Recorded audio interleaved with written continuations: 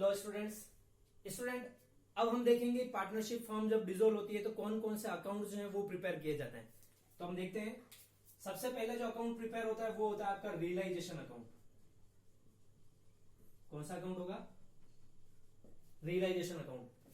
अब तक जो हमने पार्टनरशिप के चैप्टर्स पढ़े थे उसके अंदर सबसे पहला अकाउंट जो हमने प्रिपेयर किया था वो हमारा था रीवैल्यूएशन अकाउंट। यानी रीवैल्यूएशन अकाउंट तब बनाया जाता है जब फर्म की असेट्स एंड लाइबिलिटीज को रीवैल्यूड किया जाता है। इट मींस फर्म की एसेट्स एंड लाइबिलिटीज की वैल्यू के अंदर जो चेंजेस आए हैं उन चेंजेस से कितना प्रॉफिट और कितना लॉस हुआ उसको शो करने के लिए हम बना रहे थे रीवैल्यूएशन अकाउंट, जो कि हमने in case of dissolution of partnership में बढ़ाया था। लेकिन अभी हम पढ़ रहे हैं डिसोल्यूशन ऑफ पार्टनरशिप फर्म, तो यहां पर क्या होगी, फर्म डिसोल्व हो जाएगी, फर्म क्लोज हो जाएगी। तो अब फर्म क्लोज होगी तो हमें क्या करना पड़ेगा, फर्म की सारी एसेट्स को सेल करना पड़ेगा और उससे जो भी अमाउंट रियलाइज होगा उस अमाउंट से हमें फर्म की लाइबिलिटीज या डेप्ट जो है उनका पेमेंट करना होगा। तो उसके लिए हमें प्रिपेयर करना होता है रियलाइजेशन अकाउंट। रियलाइजेशन अकाउंट में हम ये शो करते हैं कि फर्म की कितनी एसेट्स थी, कितनी लाइबिलिटीज थी और किन एसेट्स को बेचने से कितना अमाउंट रियलाइज हुआ है और किन लाइबिलिटीज का हमने कितना कितना पेमेंट किया है। तो उसको शो करने के लिए हम जो अकाउंट बनाते हैं वो कहलाता है हमारा realisation account. It's totally different from the revaluation account. तो इसमें हम एसेट्स और लाइबिलिटीज से कितना अमाउंट रियलाइज हुआ और कितना पेमेंट किया वो शो करते हैं। बट रिवैल्यूएशन अकाउंट के अंदर हम एसेट्स एंड लाइबिलिटीज की वैल्यू में कितना चेंज आया है, कितना प्रॉफिट हुआ है, कितना लॉस हुआ है, वो चीज हम शो करते हैं। सेकेंड अकाउंट जो हमारा बनता है वो है हमारा पार्टनर्स लोन अकाउंट। कौन सा है? Partners loan account. क्योंकि देखिए स्टूडेंट, मैंने जब आपको सीक्वेंस बताया था कि जब हम फर्म की एसेट्स को सेल करके जो अमाउंट रियलाइज करते हैं उस अमाउंट का हम किस तरह से यूज करते हैं, तो उस अमाउंट का यूज हम सबसे पहले तो आउटसाइडर्स लाइबिलिटीज का पेमेंट करने के लिए करेंगे। तो उन आउटसाइडर्स लाइबिलिटीज को कितना पेमेंट होगा वो हमारा रियलाइजेशन अकाउंट के अंदर शो हो जाएगा। सेकेंड नंबर पर था हमारा, अगर हमने पार्टनर्स से लोन ले रखा है या कोई एडवांस ले रखा है तो उसका पेमेंट किया जाता है, तो वो चीज शो होगी हमारी पार्टनर्स लोन अकाउंट के अंदर। इट मीन्स पार्टनर लोन जो होगा वो रियलाइजेशन अकाउंट के अंदर शो नहीं होगा, क्योंकि पार्टनर्स लोन जो है वो एक तरह से आउटसाइडर्स लाइबिलिटीज नहीं है। पार्टनर फर्म के अंदर के ही पर्सन है और उससे लोन लिया है तो वो आउटसाइडर्स लाइबिलिटी नहीं है, इसलिए इसके लिए हमें अलग से पार्टनर्स लोन अकाउंट बनाना होगा। तो सेकंड अकाउंट बनेगा हमारा partners loan account. Third number पर आता है हमारा सदाबहार अकाउंट, जो हम कब से ही बनाते आ रहे हैं, वो है हमारा पार्टनर्स कैपिटल अकाउंट। थर्ड है हमारा partners capital account. Partners capital account वैसे ही बनेगा जब जैसा हमने अभी तक बनाया है, वही हमारे को बैलेंस पार्टनर्स का जो है वो बैलेंस शो करना है। फिर उसके बाद में जो भी हमारे एक्यूमुलेटेड प्रॉफिट लॉस है उन एक्यूमुलेटेड प्रॉफिट लॉस को डिस्ट्रीब्यूट करना है, बैलेंस निकालना है और वो सब करना है। तो पार्टनर्स कैपिटल अकाउंट कोई नई चीज नहीं है, वैसे ही करेंगे जैसे हमने पहले किया था। थोड़े बहुत चेंजेस होंगे इन दोनों अकाउंट्स की वजह से, तो वो इसमें हम कैसे करेंगे वो देख लेंगे।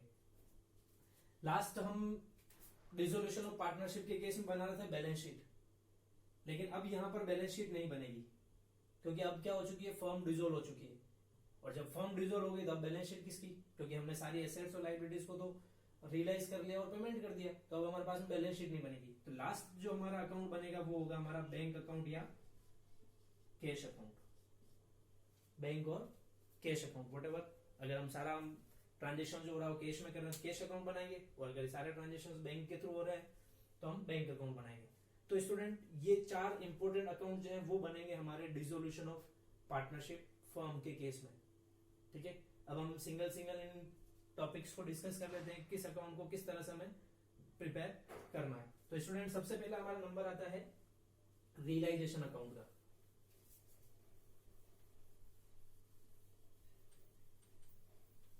तो जैसा कि स्टूडेंट मैंने आपसे कहा, रियलाइजेशन अकाउंट क्या शो करता है,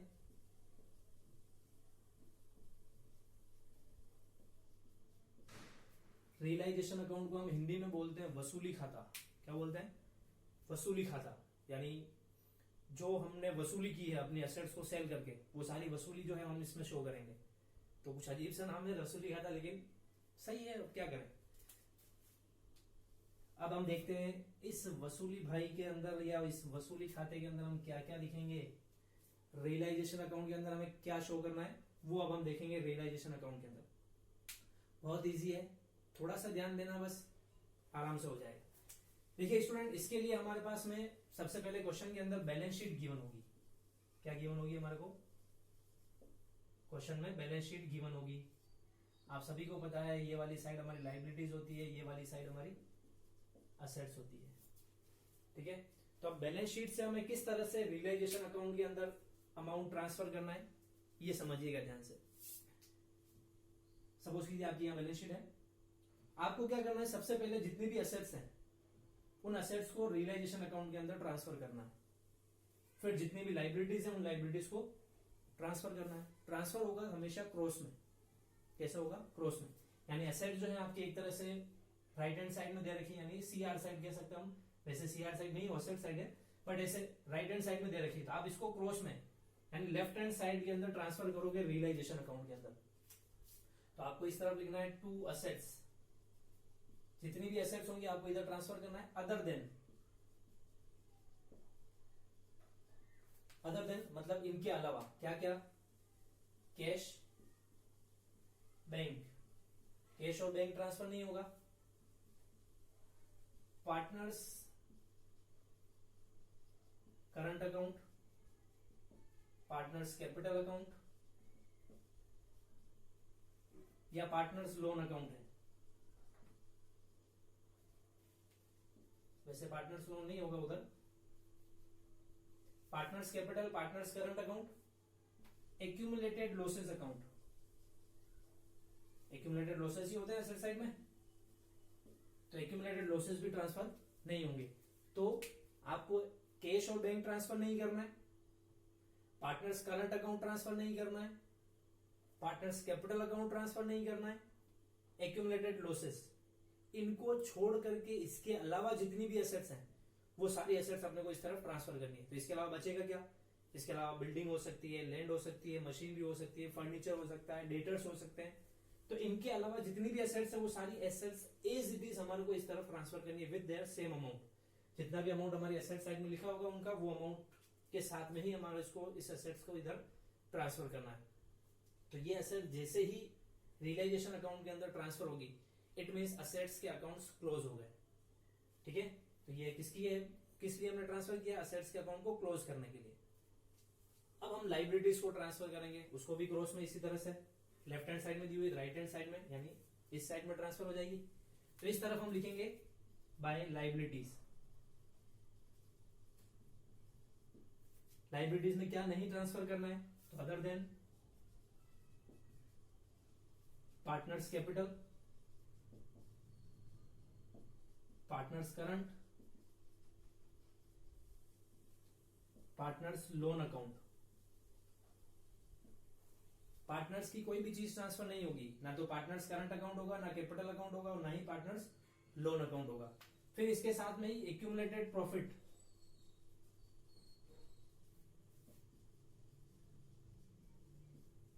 एक्यूमुलेटेड प्रॉफिट्स भी हमें इसके अंदर ट्रांसफर नहीं करने। अब एक्यूमुलेटेड प्रॉफिट्स में क्या आते हैं आपको सभी को पता ही है। WCR आता है, IFR आता है, जनरल लेजर आता है, प्रॉफिट एंड लॉस का CR बैलेंस आता है। वैसे ही इधर एक्यूमुलेटेड लॉसेस में आपको पता ही है क्या क्या आता है। एक्यूमुलेटेड लॉसेस में दो आते हैं, एक तो प्रॉफिट एंड लॉस का DR बैलेंस और दूसरा एडवर्टीजमेंट सस्पेंस अकाउंट। तो वो दोनों इधर ट्रांसफर नहीं होंगे। ये चारों एक्यूमुलेटेड लॉस प्रॉफिट जो है वो इधर ट्रांसफर नहीं होंगे। इसके अलावा partners current, partners capital, partners loan account भी ट्रांसफर नहीं होगा। तो बचा क्या? लिमिटेड चीजें बचेंगी। लिमिटेड चीजों में क्रेडिटर्स हो सकते हैं आपके, कोई बैंक लोन हो सकता है या और किसी थर्ड पार्टी का लोन हो सकता है, बिल्स पेबल हो सकता है। तो वो सारी चीजें इस तरफ लाइबिलिटीज में ट्रांसफर हो जाएंगी। तो इस तरह से हम लाइबिलिटीज को इधर ट्रांसफर करके लाइबिलिटीज अकाउंट को भी क्लोज कर देंगे। तो अब हमारे एसेट्स अकाउंट भी क्लोज हो गया और हमारा लाइबिलिटीज अकाउंट जो है वो भी क्लोज हो गया। अब उसको भूल जाओ, अब हमारा इसमें आ जाओ रियलाइजेशन अकाउंट के अंदर। सारी एसेट्स आपने इस तरफ लिखी है, सारी लाइबिलिटीज आपने इस तरफ लिख ली है। अब क्या करना है, ये जितनी भी एसेट्स हैं इन एसेट्स को हम सेल करेंगे तो उससे अमाउंट रियलाइज होगा, जिसको हम बोलते हैं रियलाइजेशन ऑफ एसेट्स। तो जब भी इन एसेट्स से कोई अमाउंट रियलाइज होता है तो उस अमाउंट को हमें वापस क्रॉस में लिखना है। यानी हमने एसेट्स इस तरफ लिखी है तो इन एसेट्स को सेल करने से जो अमाउंट रियलाइज होगा हमें क्रॉस में लिखना है, यानी CR साइड में लिखना है। कैसे लिखेंगे? या तो बाय कैश के नाम से या बाय बैंक के नाम से, जैसा भी हो। अगर कैश में सेल किया तो कैश में, बैंक के थ्रू हो रहा है तो बैंक के थ्रू लिख देंगे। कैश बैंक हम कुछ भी यूज कर सकते हैं। किसके लिए लिखेंगे? ये from the amount realise from the assets. तो असेट्स से जो भी अमाउंट रियलाइज होगा वो हम बाय कैश या बाय बैंक के नाम से इस तरफ लिख लेंगे। कभी कभी क्या होता है कि कोई पर्टिकुलर असेट्स हम सेल नहीं करके के कोई पार्टनर कहता है कि इस असेट्स को तो मैं ले लूंगा, जो भी अमाउंट हो मेरे से ले लेना। तो अगर कोई पार्टनर फर्म की असेट्स ले रहा है, यानी उस असेट्स को मार्केट में सेल नहीं करके उस असेट्स को कोई पार्टनर ले लेता है, तो हम उसको इस तरफ बाय पार्टनर्स कैपिटल के नाम से लिख देंगे। यानी जिस पार्टनर ने ली है उस पार्टनर के नेम से लिख देंगे। जैसे ए ने ले ली असेट्स को, तो आप यहां पर लिख लेंगे बाय एस कैपिटल अकाउंट। किसके लिए लिखेंगे ये? Assets taken by the partner. तो अगर कोई पार्टनर असेट्स ले रहा है तो पार्टनर के नाम से लिख लेंगे। दो ही केस हो सकते हैं, या तो आप असेट्स को सेल करोगे मार्केट के अंदर तो उसको बाय कैश या बाय बैंक के नाम से लिखना है, और अगर उस असेट्स को पर्टिकुलर कोई पार्टनर ले लेता है तो उस पर्टिकुलर पार्टनर्स के कैपिटल अकाउंट के नेम से शो करना है। लाइक ए ने ले ली है बिल्डिंग, तो आप यहां पर लिख दोगे बाय एस कैपिटल अकाउंट, जितने भी रुपए में उसने ली होगी वो। यहां पर जो अमाउंट शो किया जाएगा दोनों के अंदर, वो शो किया जाएगा अमाउंट जितना रियलाइज हुआ है उन असेट्स को सेल करने से। जितना भी अमाउंट रियलाइज हुआ है वो अमाउंट यहां पर शो किया जाएगा।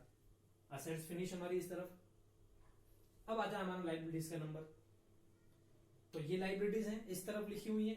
अब जब हम इन लाइबिलिटीज को पेमेंट करेंगे तो हम इस तरफ यानी क्रॉस में ट्रांसफर कर देंगे। तो हम क्या लिखेंगे इस तरफ? टू कैश और बैंक।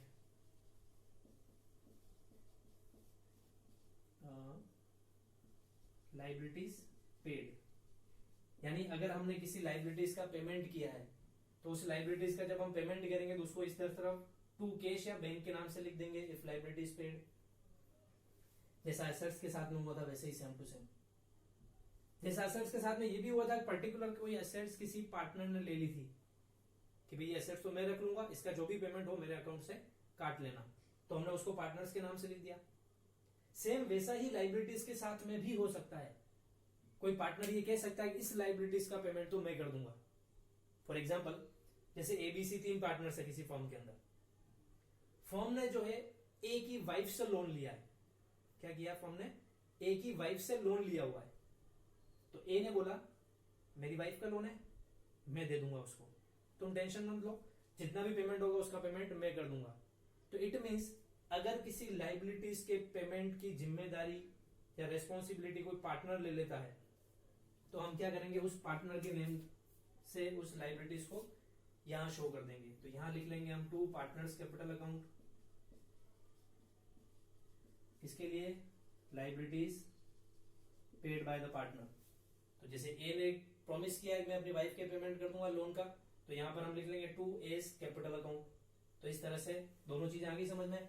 अगर कोई एसेट्स पार्टनर ले रहा है तो पार्टनर के नेम से, लाइबिलिटीज का पेमेंट कोई पार्टनर कर रहा है तो इस तरफ पार्टनर्स कैपिटल के नाम से। बहुत इजी है। क्या किया हमने? एसेट्स ट्रांसफर की, लाइबिलिटीज ट्रांसफर की ऊपर से क्रॉस में बैलेंस शीट से, फिर वापस क्रॉस में उनका पेमेंट लिख दिया। कोई नई चीज नहीं की, दोनों तरफ कैश और पार्टनर्स कैपिटल, कैश और पार्टनर्स कैपिटल लिख दिया। अब स्टूडेंट इसके अलावा कुछ चीजें और भी हैं।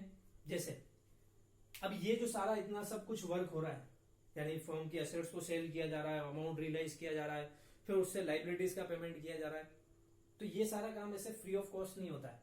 जैसा कि मैंने कहा ये सारा काम कोई पार्टनर भी कर सकता है, लेकिन अगर पार्टनर को इन सारी चीजों का नॉलेज नहीं है तो वो किसी पर्सन को अपॉइंट करता है जिसके लिए उसको कोई पर्टिकुलर रेम्यूनरेशन जो है वो पे किया जाता है। और इन सारी चीजों में बहुत सारा लीगल वर्क भी होता है, तो उन सारे लीगल वर्क्स पर एक्सपेंसेस भी होंगे। तो अगर इन सारी चीजों पर कोई पर्टिकुलर एक्सपेंसेस हो रहे हैं तो उन एक्सपेंसेस का पेमेंट कौन करेगी? फर्म करेगी। और रियलाइजेशन अकाउंट भी किसकी बुक में बन रहा है? फर्म की बुक में बन रहा है। तो उस केस में अगर किसी टाइप के कोई एक्सपेंसेस होते हैं और उस एक्सपेंसेस का पेमेंट फर्म कर रही है तो हम उसको लिखेंगे कैश या बैंक के नाम से। क्या है ये? Realisation expenses.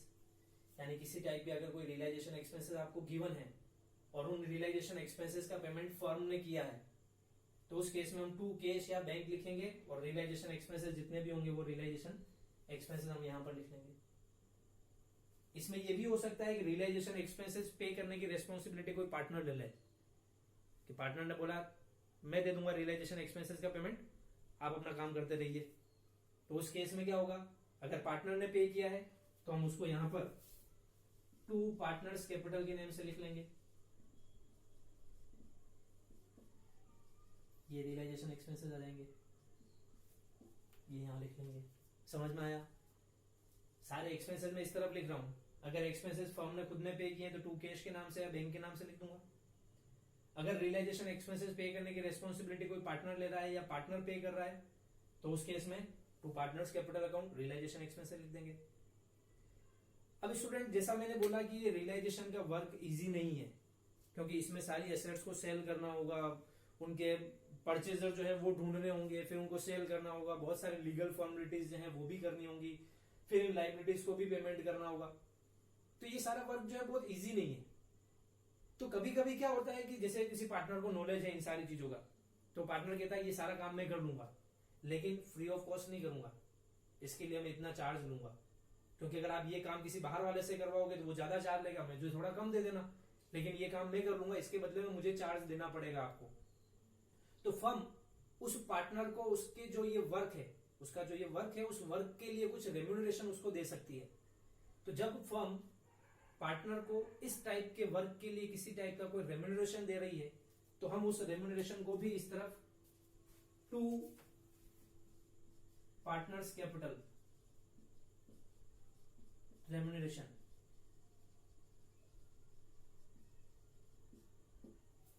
उसके नाम से लिख लेंगे। यानी अगर किसी पार्टनर को कोई रेम्यूनरेशन पे किया गया है तो उस पार्टनर्स के नेम से लिख लेंगे। यानी कि बी को अगर रेम्यूनरेशन दिया जा रहा है तो टू बीज कैपिटल अकाउंट, और जो भी रेम्यूनरेशन का अमाउंट होगा वो पे कर दिया जाएगा। तो ये सारी चीजें आ चुकी है हमारे रियलाइजेशन अकाउंट के अंदर जो हम लिखेंगे। इजी है? क्या था देखो, वापस रिवाइज कर रहा हूं फटाफट से। बैलेंस शीट थी, क्रॉस में ट्रांसफर किए असेट्स एंड लाइबिलिटीज को, तो सारी लाइबिलिटीज क्रॉस में इस तरफ आ गई, सारी एसेट्स इस तरफ कर ली। कौन सी नहीं जाएगी तो मैंने लिख दी है। क्या नहीं जाएगा? कैश बैंक नहीं जाएगा, पार्टनर्स करंट, पार्टनर्स कैपिटल और एक्यूमुलेटेड लॉसेस नहीं जाएंगे। इसके अलावा जितनी भी एसेट्स होंगी सारी ट्रांसफर हो जाएंगी। फिर लाइबिलिटीज इस तरफ ट्रांसफर हुई है, other than current capital and loan account of partners and accumulated profits, इनको छोड़ करके सभी ट्रांसफर हो जाएंगी। ट्रांसफर होने से ये असेट्स और लाइबिलिटीज अकाउंट जो है वो क्लोज हो गए। अब इन असेट्स को हम सेल करेंगे मार्केट में, जो अमाउंट रियलाइज होगा क्रॉस में लिखेंगे वापस इस तरफ बाय कैश के या बैंक के नेम से।